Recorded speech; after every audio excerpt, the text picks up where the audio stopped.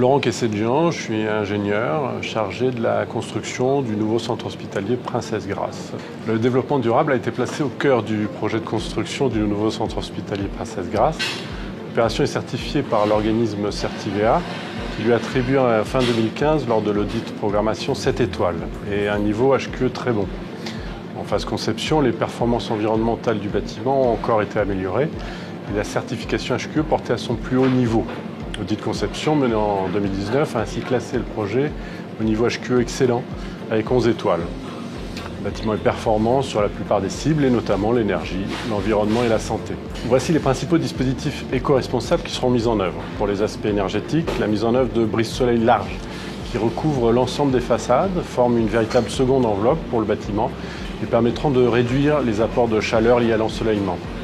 L'utilisation du circuit d'échange sur eau de mer, la thalassothermie, qui permet un préchauffage de l'air neuf en hiver et son pré-rafraîchissement en été.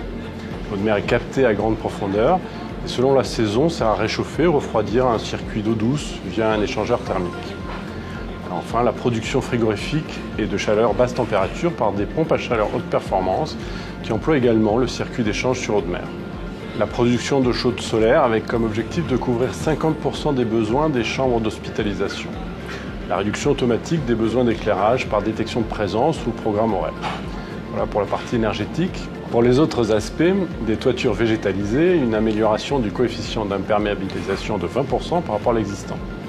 Un système d'aspiration des déchets directement raccordé à la centrale de traitement de Monaco qui permettra d'éviter les rotations quotidiennes de camions. Un système de banalisation des déchets d'activité de soins à risque infectieux. Une fois traités, les dasseries transformées en déchets courants pourront être évacuées via le système d'aspiration. La sélection de matériaux pérennes, choisis en fonction des données environnementales et sanitaires. Et enfin, le bâtiment a été conçu pour une durée de vie de 50 ans. Si le bâtiment sera donc particulièrement performant sur le plan environnemental, le chantier fait également l'objet d'une attention particulière avec des exigences très strictes. Voici quelques-unes des mesures éco-responsables adoptées.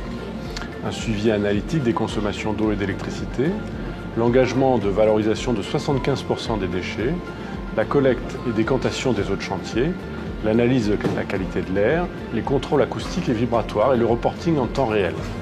Enfin, la mise en place de protection de façade sur les bâtiments situés à proximité du chantier, notamment ceux de l'hôpital actuel. Donc voici les principaux dispositifs éco-responsables prévus à ce jour, mais chaque jour nous recherchons de nouvelles pistes en vue d'améliorer les performances environnementales du bâtiment et il est probable qu'à la livraison de nouveaux dispositifs éco-responsables soient mis en œuvre.